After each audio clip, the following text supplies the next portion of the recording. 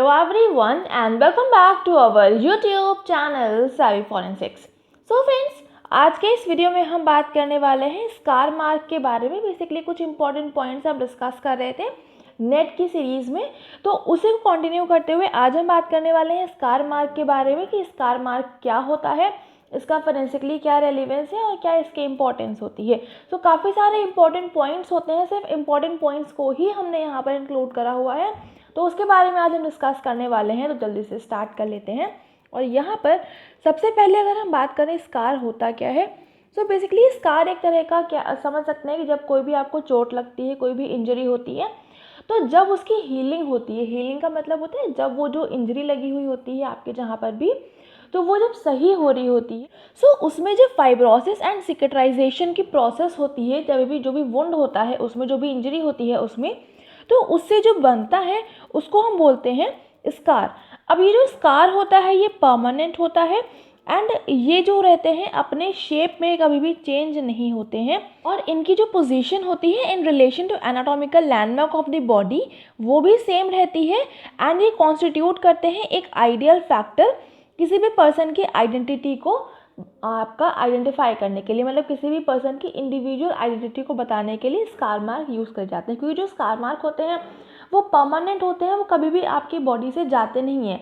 अगर जैसे कि कई बार होता है कि बहुत ज़्यादा डैमेज इंजरी कॉज हुई है या कुछ ऐसा सीवियर कॉज होता है, तो उस कंडीशन में स्कार मार्क बन जाते हैं, जहाँ पर आपके जो भी इंजरी होती है वहाँ पर फाइब्रोसिस एंड सिकेट्राइजेशन ये प्रोसेस होती है, इसकी वजह से स्कार बनता है।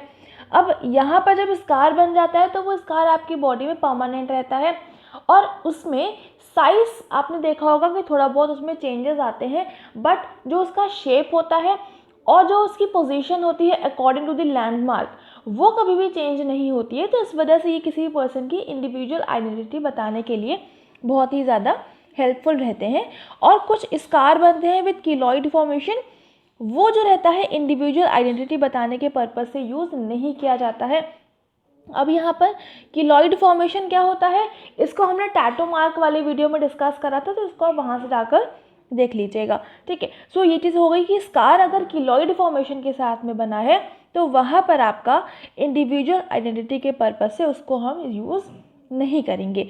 उसके अलावा जो स्कार होता है कई बार बनते, जैसे कि आपने कोई वैक्सीनेशन करवाया है, जैसे कि स्मॉल पॉक्स हो गया या कोई भी तरह का वैक्सीनेशन करवाया हुआ है, तो उसका भी आपकी बॉडी पे स्कार मार्क बन जाता है। जैसे कि बहुत सारे लोगों के जिनका भी वैक्सीनेशन हुआ होता है, तो उनके जो लेफ्ट आर्म रहता है वहाँ पर एक इंजेक्शन का सर्कुलर मार्क रहता है, वो आपका एक तरह का स्कार मार्क ही होता है।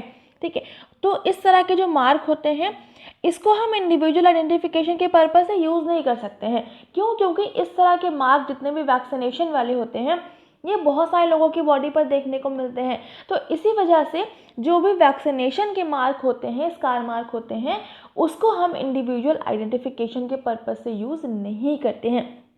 और उसके अलावा कोई भी इंजरी का अगर मार्क बना है तो उसको हम आइडेंटिफिकेशन के पर्पज़ से यूज़ कर सकते हैं, क्योंकि वो सभी का डिफरेंट हो सकता है। किसी को कहीं पे चोट लगी हो, किसी को कहीं पे चोट लगी हो, वो कॉमन नहीं होता है। तो इस वजह से जो आपके इंजरी वाले स्कार मार्क होते हैं तो उसको हम आइडेंटिफिकेशन के पर्पज़ से यूज़ करते हैं। और क्योंकि जैसे कि मैंने बताया कि इसकी पोजीशन, इसका शेप और ये जो रहते हैं परमानेंट होते हैं, तो इसी की वजह से यही मेन रीज़न होता है जिसकी वजह से स्कार मार्क को हम इंडिविजुअल आइडेंटिफिकेशन के पर्पज़ से यूज़ करते हैं।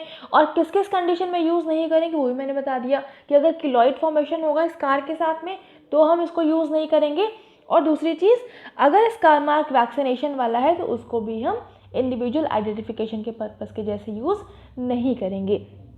इतना हो गया। अभी आगे चलते हैं। अब ये जो स्कार होता है can also give clues regarding the type of injury, कि किस तरह की इंजरी कॉज हुई होगी जिसकी वजह से ये स्कार मार्क बना है।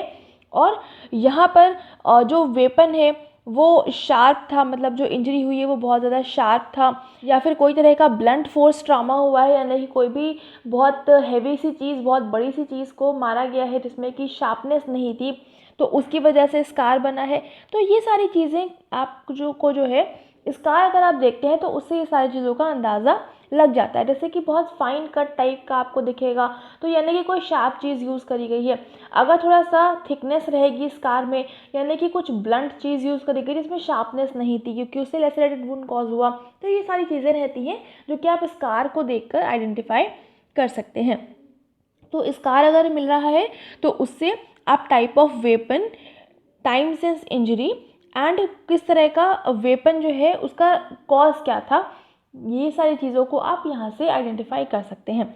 उसके अलावा स्कार जो है ऑन द फेस जो कि परमानेंट होता है, ये बेसिकली ग्रीवियस हर्ट की कंडीशन में यूज़ करा जाता है, यानी कि अगर आपके फेस पे कोई भी तरह का स्कार मार्क आया है, यानी कि उसको हम एक तरह का ग्रीवियस हर्ट में इंक्लूड करते हैं। ठीक है, तो अब यहाँ पर आपको बताना है जो ग्रीवियस हर्ट रहता है तो इसको आईपीसी के कौन से सेक्शन में डिफाइन करा गया है, ये आप लोग मुझे बताएंगे कमेंट सेक्शन में। ये मैं आपको कई बार करवा चुके हो, तो उम्मीद करती हूँ आपको ये पता होगा।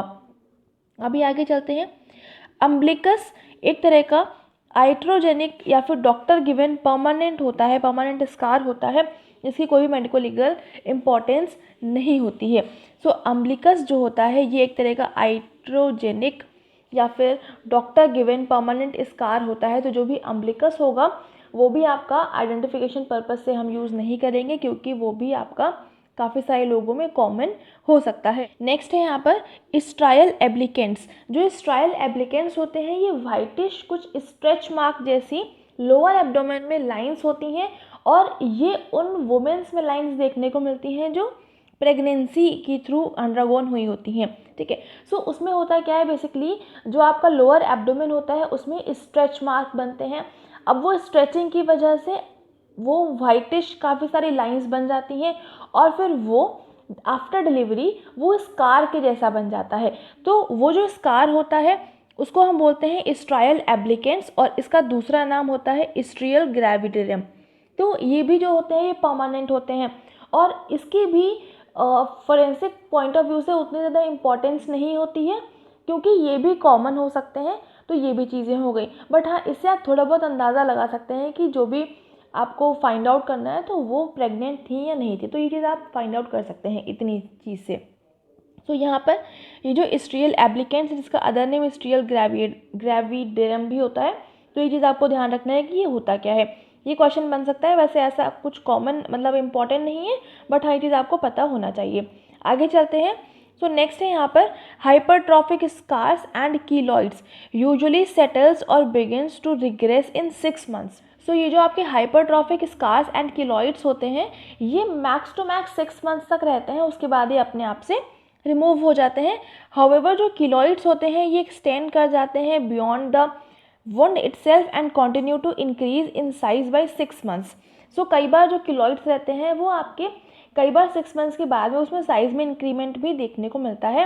एंड जो extensive surfaces strong and burn skins होता है ये कॉमनेस्ट साइट होता है जहाँ पर आपको कीलॉइड्स देखने को मिलते हैं।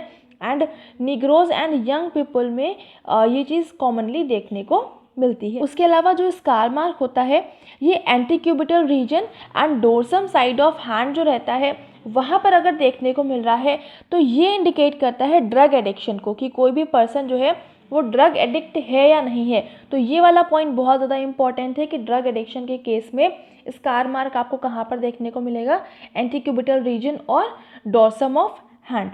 नेक्स्ट है यहाँ पर जो स्ट्रेग्रेविएड्रम स्कार्स होते हैं ये पास्ट प्रेगनेंसी या फिर ट्यूमर इन दी एब्डोमेन को इंडिकेट करते हैं। जैसे कि अभी पिछली स्लाइड में बताया था कि आपका प्रेगनेंसी को इंडिकेट करते हैं, साथ ही साथ अगर कोई ट्यूमर वगैरह भी होता है तो उसको भी स्ट्रेग्रेविएड्रम इंडिकेट करते हैं।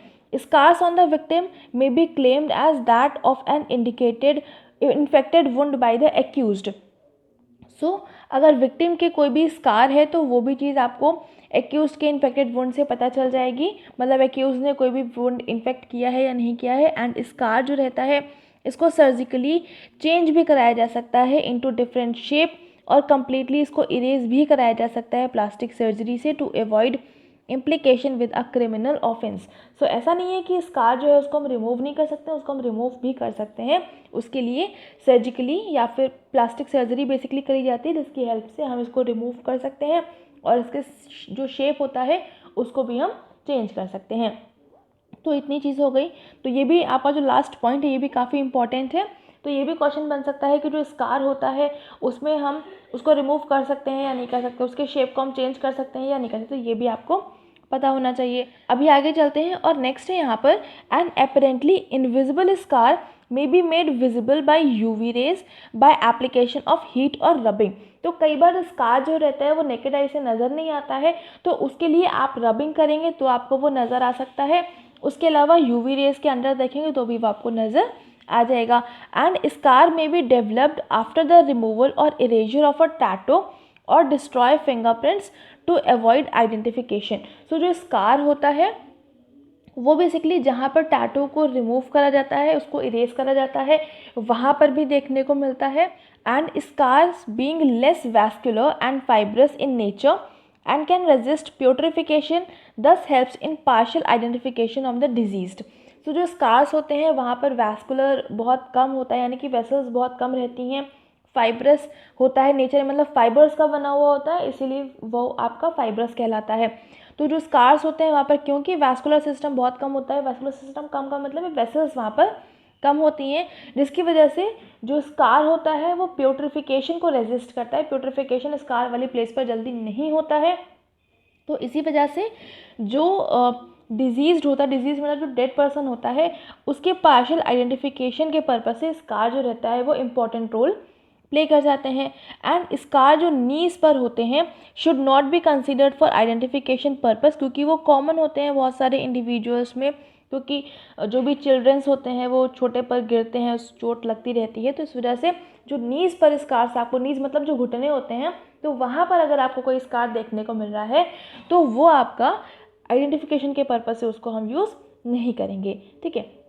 उसके अलावा अगर आपको प्रेजेंस ऑफ ग्रीस यानी कि ग्रीस कहीं पर देखने को मिल रही है तो वो मैकेनिक स्कार का इंडिकेशन होता है। अगर आपके लेफ्ट हैंड की फिंगर्स पे लीनियर कैलोसिटीज़ देखने को मिल रही हैं तो वो इंडिकेट करता है जो भी पर्सन था वो वायलिन या फिर गिटार बजाता था।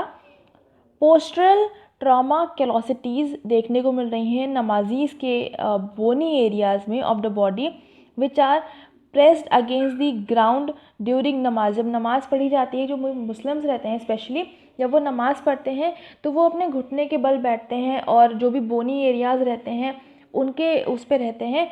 तो जो भी उनका पोस्ट ट्रॉमा कैलोसिटीज़ रहती हैं वो देखने को मिलती हैं, तो वो इंडिकेशन होता है उनका। तो इससे आप जो रिलीजन रहता है उसको भी कई बार आइडेंटिफाई कर सकते हैं। हाउएवर इन रिसेंट टाइम्स जो डिग्री ऑफ थिकनिंग है और कैलोसिटिंग है may not be well appreciated in namazis who use soft carpet।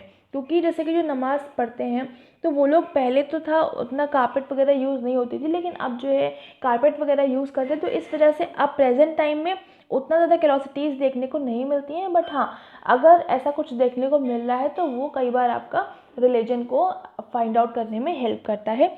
उसके अलावा जो टोज़ रहते हैं वहाँ पर भी कैलोसिटीज़ देखने को मिलती हैं। बेसिकली ये भी आपका जो नमाज़ वगैरह पढ़ते हैं उन्हीं की कंडीशन में बात हो रही है। तो ये इतना हो गया।